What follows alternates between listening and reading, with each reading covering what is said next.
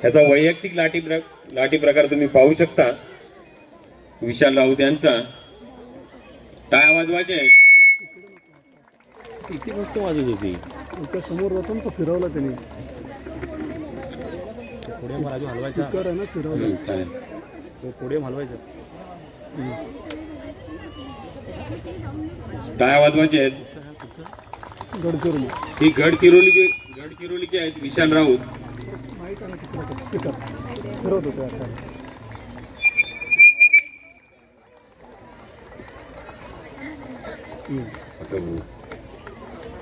पाहू शकता तुम्ही या नैसर्गिक काठी त्याने हातामध्ये घेतलेली आहे आणि काठीचं प्रदर्शन करताना विशाल राऊत इन्स्ट्रुमेंट सेक्शन मध्ये प्रशिक्षणार्थी म्हणून सध्या रुजू झालेले.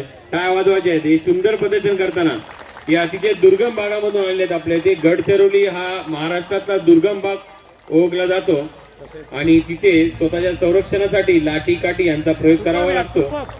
अतिशय सुंदर प्रदर्शन करतात. त्यांचा देखील वेग तुम्ही पाहू शकता किती सुंदर आहे.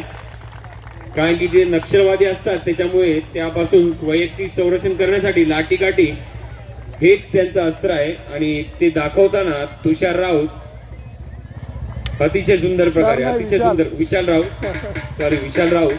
माफ करा. दोन्ही आणि याला संगीताची जोड देताना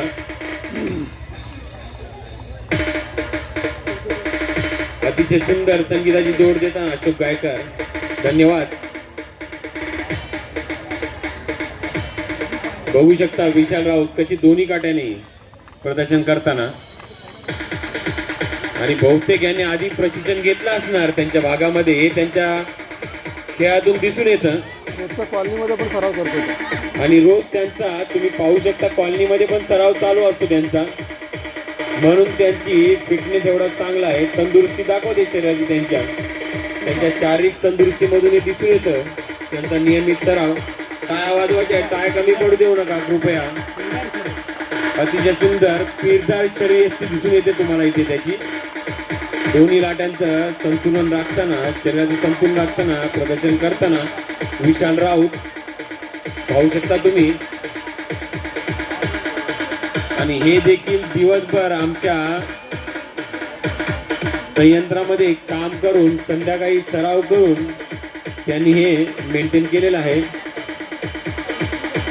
टाळ्या वाजवायचे आहेत सगळे त्यांच्यासाठी. सगळ्यांना विनंती आहे टाळ्या कमी पडू देऊ नका आणि त्याची साथ देताना त्यांचे सहकारी.